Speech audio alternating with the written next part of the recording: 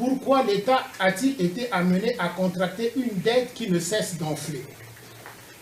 Au service de quels choix politiques et de quels intérêts sociaux la dette a-t-elle été contractée?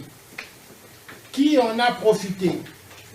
Était-il possible ou nécessaire de faire d'autres choix? Qui sont les prêteurs? Qui détient la dette? Quelle est la rémunération des prêteurs? Comment l'État s'est-il trouvé engagé?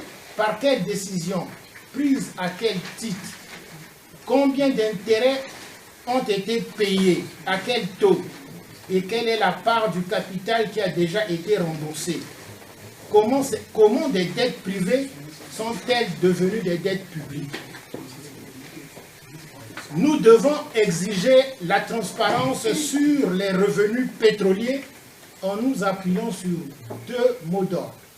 Le premier, vis-à-vis des compagnies pétrolières, nous devons exiger le publier ce que vous payez.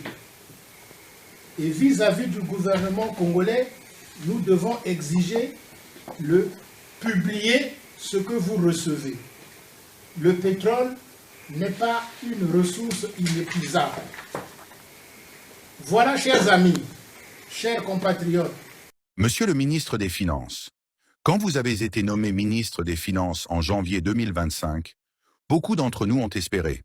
Votre parcours à l'AFD, vos diplômes, votre profil international, on voyait en vous l'homme d'une nouvelle génération capable d'imposer enfin la rigueur, la transparence et la lutte acharnée contre la corruption. Quelqu'un qui allait enfin réduire le train de vie scandaleux de l'État. On vous imaginait arriver avec un seul message, ça suffit. Mais 16 mois plus tard, voilà le bilan réel.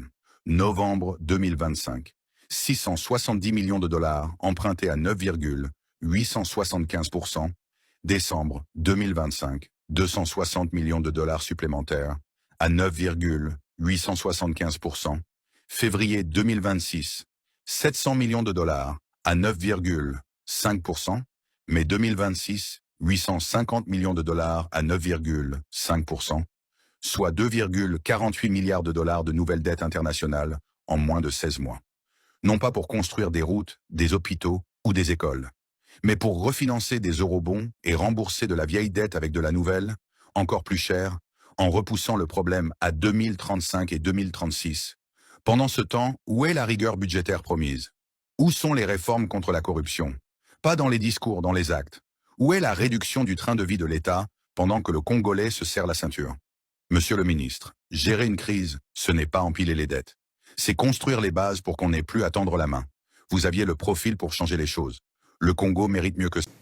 Le 23 décembre 2016, la paire Michel Sapin et Christine Lagarde s'étaient rendus en Afrique centrale, à Yaoundé, au Cameroun, afin d'exiger des chefs d'État de la zone CEMAC, Communauté économique et monétaire d'Afrique centrale, des mesures urgentes en matière monétaire et budgétaire.